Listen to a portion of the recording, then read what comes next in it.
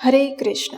भगवान श्री विष्णु के शरीर से एक दिव्य कन्या उत्पन्न हुई, जिसने देवताओं और समस्त पृथ्वीवासियों को एक संकट से बचाया। इसी बात से प्रसन्न होकर भगवान श्री हरि ने उसे दिव्य वरदान और मंगलमय नाम प्रदान किया। लेकिन कौन थी वो कन्या? उसके प्रकट होने का प्रयोजन क्या था और किस संकट से उसने देवताओं की रक्षा की? इन सभी प्रश्नों के उत्तर आज की हमारी यात्रा में आपको मिलेंगे। लेकिन इस यात्रा को शुरू करने से पहले अगर आपने अभी तक हमारे चैनल को सब्सक्राइब नहीं किया तो नीचे दिए गए सब्सक्राइब बटन को जल्द ही दबाइए, ताकि प्रत्येक मास की एकादशी कथा का आप निरंतर आस्वादन कर सकें। तो चलिए वापस चलते हैं हमारी आज की कथा में और भगवान श्री कृष्ण और अर्जुन के बीच हो रहे संवाद के साक्षी बनते हैं।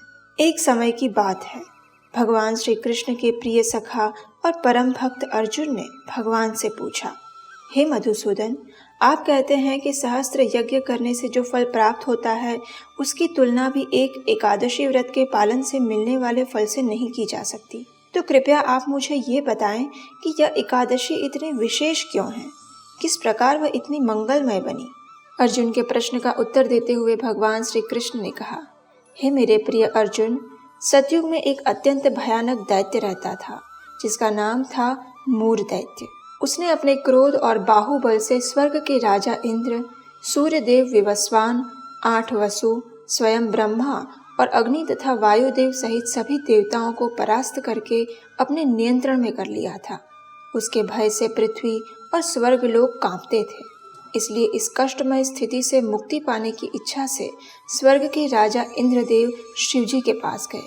वहां जाकर उन्होंने शिवजी से प्रार्थना करते हुए कहा, हे प्रभु, मूर दैत्य के आतंक के कारण हम सभी देवताओं को अपना स्थान छोड़ना पड़ा है और अब हम पृथ्वी पर इधर उधर भटक रहे हैं। कृपया आप हमें इस कष्टमय स्थिति से बाहर निकलने का कोई मार्ग दिखाएं। इंद्रदेव की बात सुनकर शिवजी ने कहा, हे देवराज इंद्र, इस कष्ट से आपको केवल भगवान श्री हरि ही मुक्ति प्रदान कर सकते हैं। इसलिए इसी क्षण सभी देवताओं के साथ आप भगवान श्री विष्णु के पास जाइए और उनसे प्रार्थना कीजिए, क्योंकि वह अपने शरण में आए हुए भक्तों की रक्षा करने के लिए प्रतिज्ञाबद्ध है। शिवजी की बात सुनकर इंद्र सहित सभी देवता भगवान श्री नारायण के पास पहुंचे। वहां जाकर सभी देवताओं ने हाथ जोड़कर उनसे प्रार्थना करते हुए इस प्रकार कहा, हे पूर्ण पुरुषोत्तम परमेश्वर, हमारा प्रणाम स्वीकार करें। हे दैत्यों के संहारक, हे मधुसूदन, हे कमल नयन, कृपया हमारी रक्षा करें। मूर दैत्य के भय से हम आपकी शरण में आए हैं। हे जगन्नाथ, हे पृथ्वीपति, आप अपने भक्तों की और आपके शरण में आने वाले की सदैव रक्षा करते हैं। कृपया हमें इस असुर के आतंक से बचाए प्रभु, हमारी रक्षा करें। इस प्रकार देवताओं की आर्द्र वाणी से युक्त प्रार्थना सुनकर भगवान श्री नारायण ने कहा, किस दैत्य में इतनी शक्ति और साहस है जिसने देवताओं को परास्त कर दिया? वो कहाँ रहता है और कहाँ से उसे इतनी शक्ति प्राप्त हुई? मुझे विस्तार से वर्णन करें। देवताओं ने उत्तर देते हुए कहा, हे प्रभु, आप तो सर्वज्ञ हैं। सचराचर जगत में कोई बात आपसे छिपी नहीं। फिर भी आपकी इच्छा पूर्ण करने हेतु मैं आपको अवगत कराता हूँ। ब्रह्म वंश में एक अत्यंत शक्तिशाली और भयानक दैत्य हुआ था, जिसका नाम था नाड़ी चंखा। इस दैत्य ने स्वयं सभी देवताओं का संहार करने की प्रतिज्ञा ली थी और उसी दैत्य का पुत्र है मूर दैत्य, जिसने इस समय त्रिलोक में हाहाकार मचा रखा है। उसने हम सभी देवताओं को परास्त कर दिया है। इसलिए हे परम दयालु भगवान श्री हरि, कृपया आप हमारी इस दैत्य से रक्षा करें। देवताओं के मुख से इस दैत्य का वर्णन सुनकर भगवान श्री नारायण अत्यंत क्रोधित हो गए। उन्होंने देवताओं को आदेश दिया कि वे शीघ्र ही मूर दैत्य की नगरी चंद्रावती की ओर प्रस्थान करें और भगवान स्वयं उनका नेतृत्व करेंगे।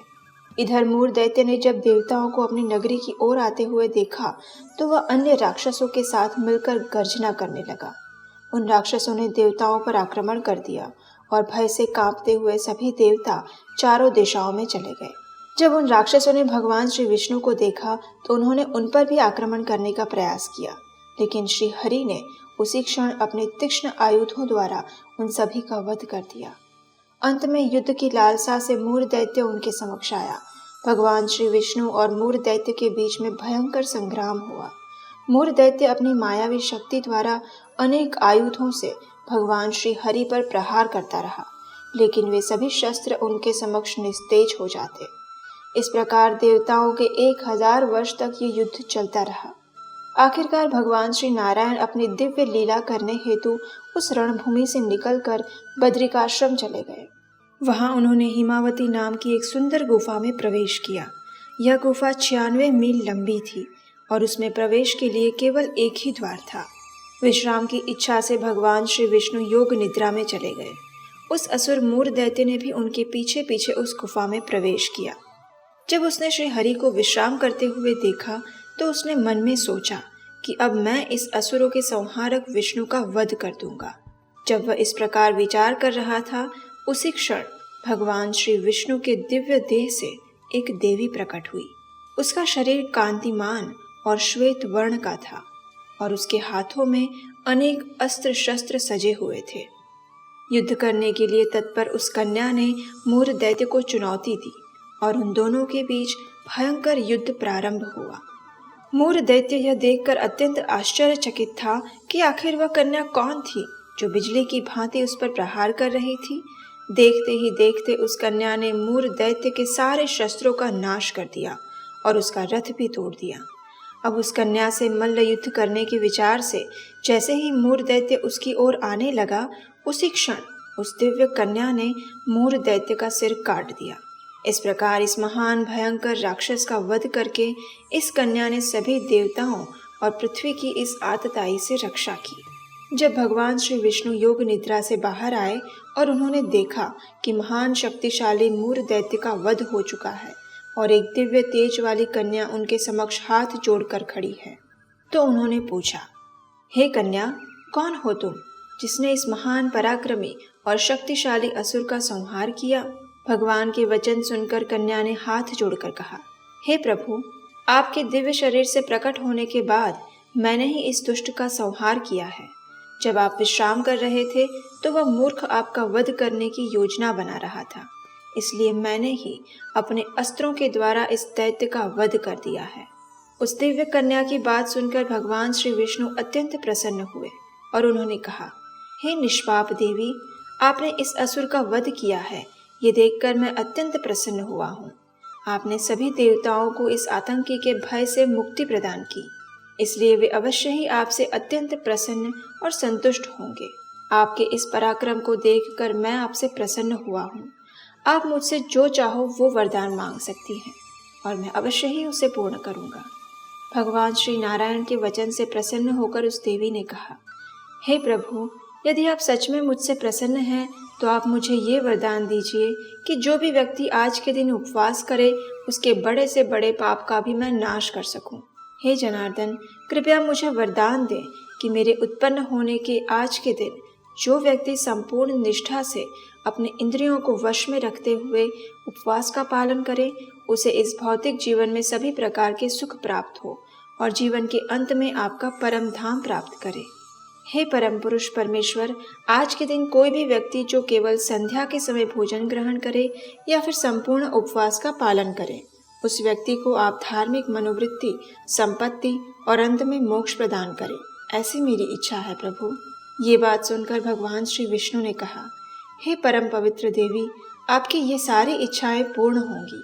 मेरे भक्त अवश्य ही आज के दिन व्रत और उपवास का पालन करेंगे, क्योंकि मेरी दिव्य आध्यात्मिक शक्ति के रूप में आप कृष्ण पक्ष के 11वें दिन उत्पन्न हुई हैं, इसलिए आपका नाम उत्पन्ना एकादशी होगा। जो भी व्यक्ति आज के दिन निष्ठापूर्वक व्रत उपवास का पालन करेगा, उसके समस्त पापों का मैं नाश करूंगा और जीवन के अंत में उसे मेरे धाम की प्राप्ति होगी। इस प्रकार वरदान देकर श्री हरि वहां से अंतर्धान हो गए। उत्पन्ना एकादशी के महात्म्य का वर्णन करते हुए भगवान श्री कृष्ण ने इस कथा का समापन करते हुए अर्जुन से कहा, हे अर्जुन, जो भी व्यक्ति अपने भक्तिमय जीवन में प्रगति करना चाहता है, उसे इस एकादशी का गंभीरता पूर्वक पालन करना चाहिए। इस व्रत का पालन करने के लिए व्यक्ति को नियम अनुसार संकल्प लेना चाहिए और एकादशी के दिन श्री गोविंद की पूजा अर्चना करनी चाहिए। उन्हें पूर्ण श्रद्धा से घी का दीप अर्पण करना चाहिए और अन्न का त्याग करके संपूर्ण नियम पूर्वक उपवास रखना चाहिए। व्यक्ति को एकादशी का संपूर्ण दिन भगवान श्री हरि के नामों का जप करने में और उनके दिव्य गुण तथा लीलाओं का कीर्तन और स्मरण करने में व्यतीत करने चाहिए। रात्रि को मधुर संगीत और वाद्यों से कीर्तन करते हुए जागरण करना चाहिए। दूसरे दिन सुपात्र ब्राह्मण या वैष्णवों को भोजन प्रसाद अर्पण करना चाहिए और उन्हें दान देना चाहिए। इस प्रकार एकादशी व्रत का पालन करने वाला प्रत्येक व्यक्ति मेरी उस कृपा को प्राप्त करता है जो उसे किसी भी तीर्थ स्थान में स्नान करने से भी नहीं प्राप्त होती। अश्वमेध यज्ञ करने से या 1000 गायों का दान देने से जो पुण्य फल प्राप्त होता है, उससे 10 गुना ज्यादा फल व्यक्ति को केवल इस उत्पन्ना एकादशी व्रत का पालन करने से मिलता है।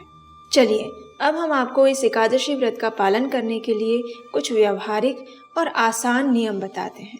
सबसे पहले तो अगर आप इस एकादशी व्रत का निष्ठापूर्वक पालन करना चाहते हैं तो एकादशी के एक दिन पहले यानी दशमी के दिन संध्या के बाद भोजन ग्रहण ना करें। एकादशी के दिन प्रातः ब्रह्म मुहूर्त में उठ जाएं, स्नान इत्यादि क्रियाओं से निवृत्त होकर भगवान की मंगला आरती करें, तुलसी देवी को जल अर्पण करें, उनकी 3 बार प्रदक्षिणा करें और उन्हें प्रणाम करें। उसके बाद तुलसी देवी को एक ऊंचे आसन पर स्थापित करके उनके समक्ष बैठकर भगवान के पवित्र नाम हरे कृष्ण कृष्ण कृष्ण हरे हरे, हरे राम राम राम हरे हरे इस महामंत्र का अधिक से अधिक मात्रा में जप करें। इस दिन अन्न, दाल, चावल, फलियां इत्यादि का त्याग करें। अगर संभव है तो आप संपूर्ण उपवास कर सकते हैं या फल, दूध या ड्राई फ्रूट्स ले सकते हैं। अगर ये भी संभव ना हो तो आप एकादशी प्रसाद ले सकते हैं, लेकिन किसी भी परिस्थिति में अन्न का सेवन ना करें।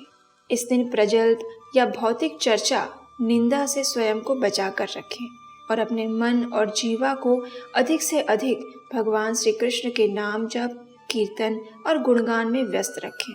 एकादशी के दूसरे दिन द्वादशी को प्रातः ब्रह्म मुहूर्त में स्नान इत्यादि के पश्चात भगवान की मंगला आरती करें, तुलसी देवी को जल अर्पण करें और हरे कृष्ण महामंत्र का जाप करें।